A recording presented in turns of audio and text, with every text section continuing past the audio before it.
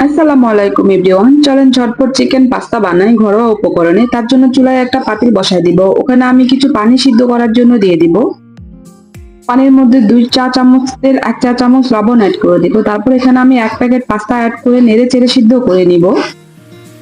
তারপর পানিটা ছেঁকে একপাশে রেখে দিব। তারপর চুলায় আমি আরেকটা প্যান বসিয়ে দিব। প্যান গরম হয়ে গেলে এখানে 3 টেবিল চামচ পরিমাণ রান্নার তেল অ্যাড করে দিব। তারপরে এখানে আমি 2 চা চামচ আদা, 2 চা চামচ রসুন দিয়ে নেড়ে চেড়ে ভেজে নিব। তারপর এখানে 250 গ্রাম পরিমাণ চিকেন দিয়ে দিব। তারপরে 1 চামচ লবণ, হাফ চামচ গরম মশলা দিয়ে চিকেনটাকে নেড়ে ছেড়ে ভালো করে ভেজে নিব। তারপর এখানে আমি হাফ কাপ পেঁয়াজ, 7-8টা কাঁচামরিচ দিয়ে নেড়ে চেড়ে ভেজে নিব। একটা টমেটো পেস্ট করে নিব। তারপর ওটা অ্যাড করে দিব। তারপর 2 টেবিল চামচ পরিমাণ মতো টমেটো সস অ্যাড। তারপর 1 চামচ জিরা গুঁড়া, হাফ চামচ ধনে গুঁড়া দিয়ে সব চিকেন মশলাগুলো একটু ভালো করে মিক্স করে ভেজে নিব। তারপর প্যাকেটের ভিতরে যে মশলাটা থাকে ওইটা অ্যাড করে দিব।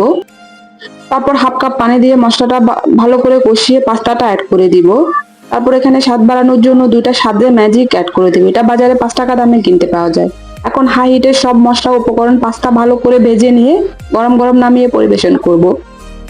এই তো আমার রেডি হয়ে গেল ঝটপট চিকেন পাস্তা। সবাই বাসায় করে খেয়ে দেখবেন, অন্যরকম টেস্ট আসে। আল্লাহ হাফেজ, ভালো থাকবেন।